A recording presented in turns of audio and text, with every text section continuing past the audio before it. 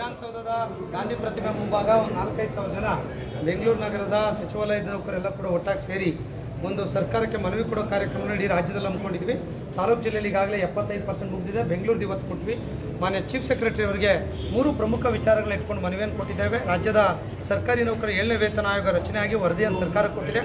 ಅವು ಕೊಟ್ಟಿರುವಂಥ ವರದಿಯನ್ನು ಯಥಾವತ್ತಾಗಿ ಅನುಷ್ಠಾನಗೊಳಿಸಬೇಕು ಅನ್ನುವಂಥದ್ದು ಒಂದು ಬೇಡಿಕೆ. ಕಾರಣ ಏನು ಅಂದರೆ ಈಗಾಗಲೇ 19 ತಿಂಗಳು ಕಳೆದಿದೆ, 2 ವರ್ಷ ಅವಧಿ ಮುಗಿದಿದ್ರು ಕೂಡ ಇನ್ನೂ ಕೂಡ ಕಾರ್ಯಗತ ಆಗಿಲ್ಲ ಅನ್ನುವಂಥದ್ದು ಒಂದು ಪ್ರಮುಖವಾಗಿರುವಂಥ ಕಾರಣ.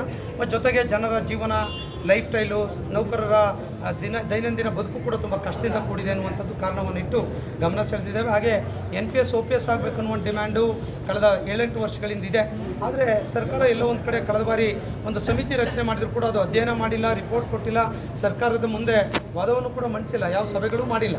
ಹಾಗಾಗಿ ಅದು ಕೂಡ ಒಂದು ವಿಚಾರವನ್ನು ಇಟ್ಕೊಂಡು NPS OPS ಆಗಬೇಕು ಅನ್ನುವಂಥ 2ನೇ ಬೇಡಿಕೆಯನ್ನು ಇಟ್ಕೊಂಡಿದ್ದೇವೆ. ಅದ್ರ ಜೊತೆ ರಾಜ್ಯದ ಸರ್ಕಾರಿ ನೌಕರಿಗೆ ಉಚಿತ ಆರೋಗ್ಯ ಕೊಡುವಂಥ ಯೋಜನೆ 2022 ಬಜೆಟಲ್ಲಿ ಬಂತು, ಕ್ಯಾಬಿನೆಟಲ್ಲಿ ಬಂತು, ಸರ್ಕಾರಿ ಆದೇಶ 3 ಸಲ ಆಯಿತು, ಲೋಕಾರ್ಪಣೆ ಬ್ಯಾಂಕ್ವೆಟ್ ಹಾಲಲ್ಲಿ ಮುಖ್ಯಮಂತ್ರಿಗಳಿಂದ ಆದರೂ ಕೂಡ ಒಬ್ಬ ಸರ್ಕಾರಿ ನೌಕರಿಗೆ ಇವತ್ತಿಗೂ ಕೂಡ ಚಿಕಿತ್ಸೆಯನ್ನು ಕೊಡಲಿಕ್ಕಾಗಿಲ್ಲ.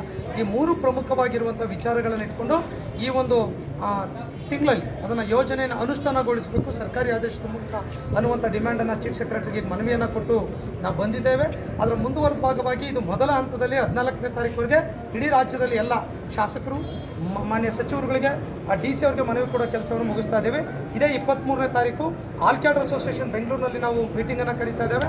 ಅಲ್ಲಿ ಒಂದು ತೀರ್ಮಾನವನ್ನು ತೆಗೆದುಕೊಳ್ತೇವೆ. ಏನೂ ಕೂಡ ಸರ್ಕಾರ ಇದ್ರ ಬಗ್ಗೆ ಸ್ಪಂದನೆ ಮಾಡಲಿಲ್ಲ ಅಂದರೆ ಅನಿವಾರ್ಯವಾಗಿ 29ರಿಂದ ಈ ರಾಜ್ಯದ ಸರ್ಕಾರಿ ನೌಕರರು ತಮ್ಮ ಶಾಲಾ ಕಾಲೇಜು ಕಚೇರಿಗೆ ಕರ್ತವ್ಯಕ್ಕೆ ಗೈರು ಹಾಜರಾಗೋದ್ರ ಮುಖಾಂತರ ಒಂದು ಹೋರಾಟವನ್ನು ಮಾಡಬೇಕು ಅನ್ನುವಂಥ ತೀರ್ಮಾನ ಚಿಕ್ಕಮಗಳೂರಿನಲ್ಲಿ ಮೊನ್ನೆ 7ನೇ ತಾರೀಕು ನಡೆದಂಥ ಸಭೆಯಲ್ಲಿ ಆಗಿದೆ.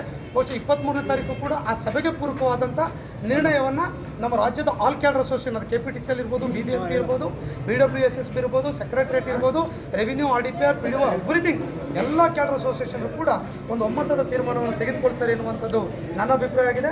ಹಾಗಾಗಿ ರಾಜ್ಯದ ನೌಕರರು ತುಂಬ ಒತ್ತಡವನ್ನು ಹಾಕ್ತಾಯಿದ್ರು. ಸರ್ಕಾರ ಎಲ್ಲ ಒಂದು ಕಡೆ ವೇತನ ಆಯೋಗ ಕೊಡಲಿಕ್ಕೆ ನೌಕರ ಸಂಘಟನೆ ಪ್ರಾಮಾಣಿಕ ಪ್ರಯತ್ನ ಮಾಡ್ತಿಲ್ಲ ಅಂತ ಹಿನ್ನೆಲೆಯಲ್ಲಿ ನಾವು ಕೂಡ ಕೋಡ್ ಆಫ್ ಕಂಡಕ್ಟ್ ಇತ್ತು, ಟೈಮ್ ಬೇಕು ಅನ್ನುವಂಥ ಕಾರಣಕ್ಕಾಗಿ ಒಂದಿಷ್ಟು ವಿಳಂಬ ಆಯಿತು. ಅದೇನೇ ಇರಲಿ, ಇವತ್ತು ಸಂಘಟನೆ ಒಂದು ಒಳ್ಳೆಯ ತೀರ್ಮಾನಕ್ಕೆ ಬಂದಿದೆ. ಸರ್ಕಾರಕ್ಕೆ ಕೂಡ ನಾವು ವಿನಂತಿ ಮಾಡಿದ್ದೇವೆ, ಆದಷ್ಟು ಬೇಗ ಸರ್ಕಾರಿ ಆದೇಶದ ಮೂಲಕ ಈ ಆದೇಶವನ್ನು ಜಾರಿಗೊಳಿಸಿದರೆ ನಾವು ಮುಷ್ಕರಕ್ಕೆ ಹೋಗಲ್ಲ ಅಂತೇಳಿ. ಸೊ ಅವರು ಅದನ್ನು ಪರಿಶೀಲನೆ ಮಾಡ್ತೇವೆ ಅನ್ನುವಂಥ ಮಾತನ್ನು ಮನೆ ಚೀಫ್ ಸೆಕ್ರೆಟರಿ ಅವರು ಕೂಡ ಮಾಡಿದ್ದಾರೆ. ಇದಕ್ಕೆ ಮುಖ್ಯಮಂತ್ರಿಗಳ ಗಮನಕ್ಕೂ ಕೂಡ ಈ ವಿಚಾರವನ್ನು ಹಲವಾರು ಬಾರಿ ತಂದಿದ್ದೇವೆ ಅನ್ನೋದನ್ನು ಹೇಳ್ತಾ, ಸೊ ಇಡೀ ದೇಶದಲ್ಲಿ ಕಡಿಮೆ